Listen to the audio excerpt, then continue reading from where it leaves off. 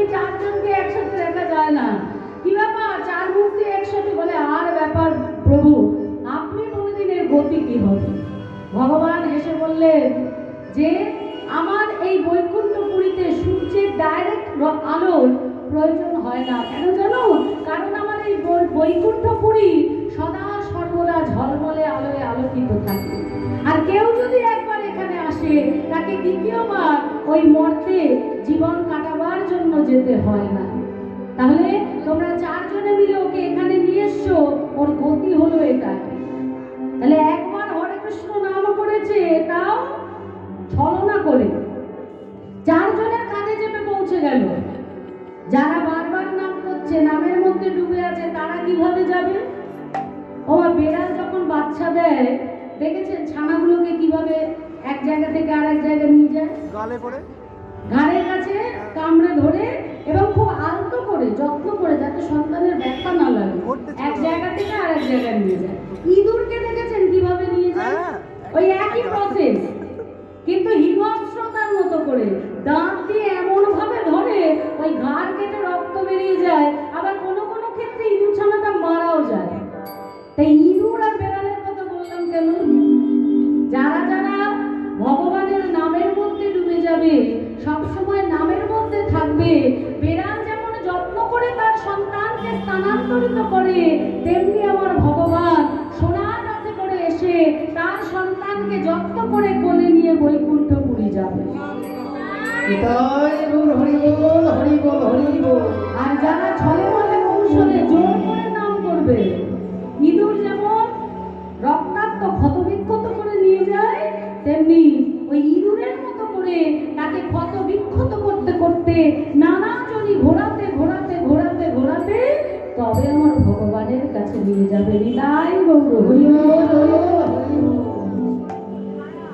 তাহলে এক হরিনামে যত পাপ হরে, পাতকের সাধ্য নাই তত পাপ করে।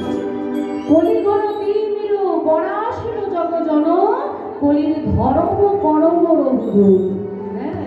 এই কলির ঘোর অন্ধকারে কলিহত জীব ওই অন্ধকার কারাগারে আবদ্ধ হয়ে আছে, যার জন্য তাদের ধর্মে কর্মে মন নেই না। এখনকার যুগে আপনি জিজ্ঞেস করবেন যে আমাদের কলিযুগের ভগবানকে, কে আমাদের কলিযুগের ভগবান? আপনারা বলতে পারবেন কে গো? তোকে আমি বলতে বলেছি?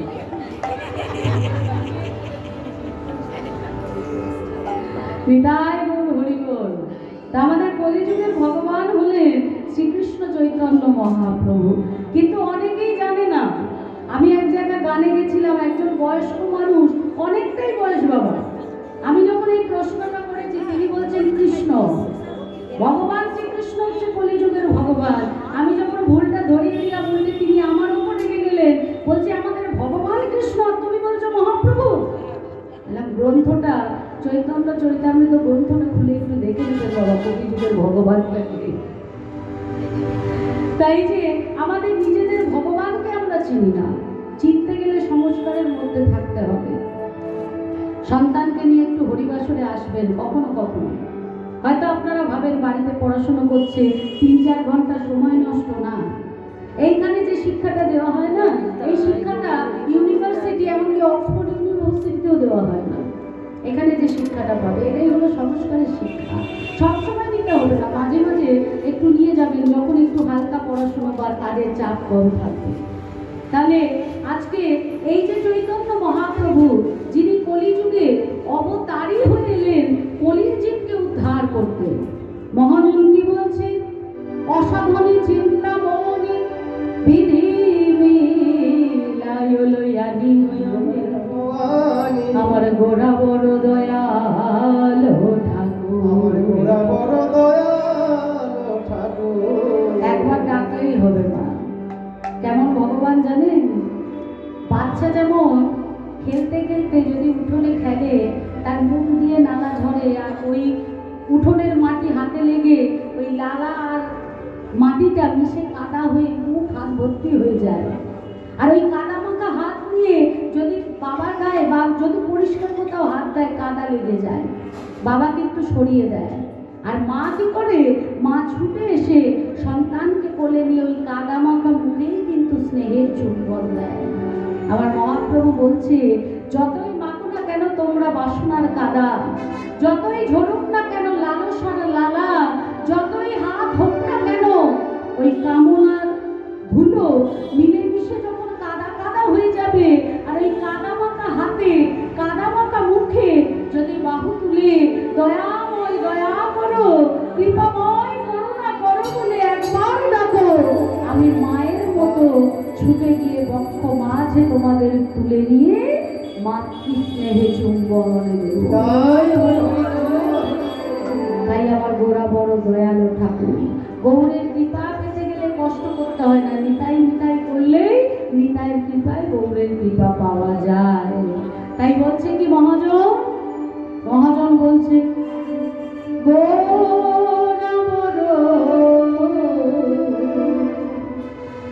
দয়ালু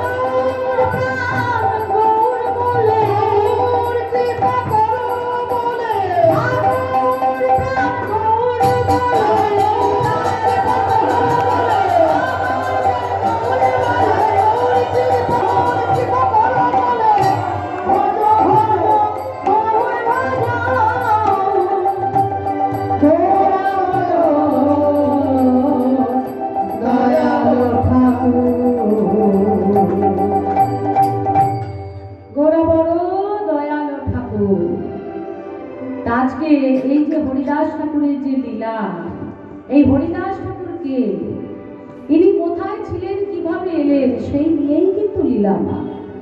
যিনি আমাদের নাম করতে শেখালেন, যিনি আমাদের আচরণ করে বলে দিলেন এইভাবে নাম করো তবেই উদ্ধার পাবে, মুখে বলে দেওয়া একরকম, আচরণ করে দেখানো একরকম। আপনি আচরণী ধর্ম জীবের শেখায়, আপনি না আচরিলে শেখানো না যায়। আচরণ করে দেখিয়ে দিয়েছে। আজ তার কথা শাস্ত্র বলছে, ওহে কলির জীব, এই কলিযুগে ভারতের মাটিতে জন্ম নিয়ে তোমরা যদি কলিযুগের ভগবানকে না চেনো, তাকে যদি না জানো, তার সম্পর্কে রক্ত যদি এক হয়, নামের স্বাদ যদি পরিবর্তন না হয়, তাহলে কিসের এত ভেদাভেদ? শোনো আব্বা যান, তোমাকে একটা কথা বলি, শোনো। ভজ